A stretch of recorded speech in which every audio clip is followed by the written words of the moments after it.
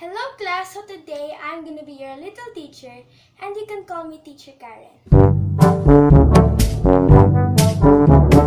We're gonna be discussing about irrational numbers and square roots.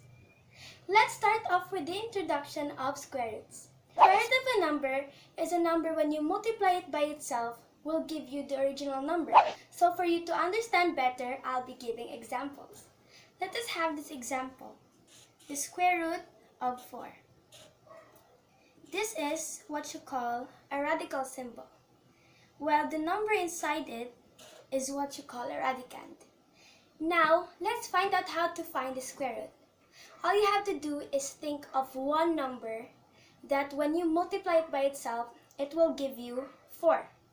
So, the answer is 2. Why?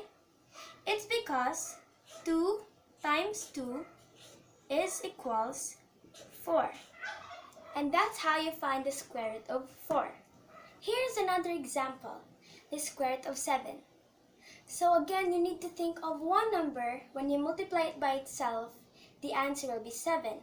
So let's try 2 times 2. 2 times 2 is equals to 4.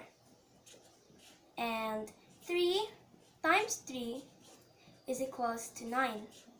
But 9 is more than 7, so this means 7 has no number or integer. When you multiply it by itself, the answer will be 7. So if this happens, it means 7 is not a perfect square. But if you actually try to calculate this in a calculator, the value that you will get is 2.64 and so on. So did you understand how to get the square root? Very good. Let's proceed to irrational numbers. But what is an irrational number? An irrational number are decimals that are non-terminating and non-repeating. It means it's never ending, and you can't find any pattern in the digits after the decimal. While the opposite of irrational numbers are rational numbers, which means a number when multiplied by itself, it will give you the original number. So, I'm going to give you examples. Let us have this example for irrational numbers, the square root of 29. If you use a calculator to calculate the square root of 29, you will get 5.38 and so on. The value that you get is actually non-terminating and non-repeating. Let's proceed to the rational number. Let us have the example of 36. The answer is 6. Why? Because 6 times 6 is equals to 36. And that's why it is a rational number. And 36 is a perfect square. And I'm going to be giving you keywords. Irrational number is a never-ending number and you can't find any pattern in the digits after the decimal. Rational number is a number when you multiply it by itself, it will give you the original number. Now, it's time for activity. You need to identify whether the given number is a rational number or rational number. Number 1, the square root of 25.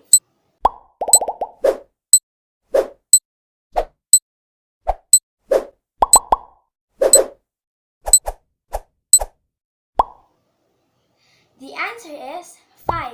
Why? Because 5 times 5 is equals 25 and it is a rational number. Number 2, the square root of 30.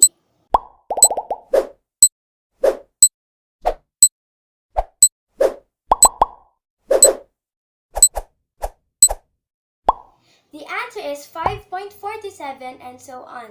It is an irrational number because it is never ending and it doesn't have a pattern after the decimal.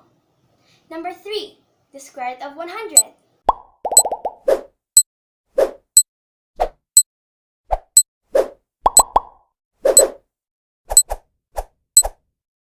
The answer is 10 because 10 times 10 is equals 100 and it is rational.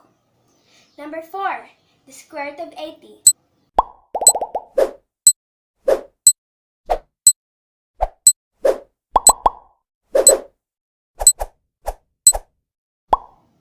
The answer is 8.94 and so on because it is never ending and it doesn't have a pattern after the decimal. And this is identified as irrational number. So that's it for today, class, and I hope you learned something new in our lesson today, and see you next time. Goodbye!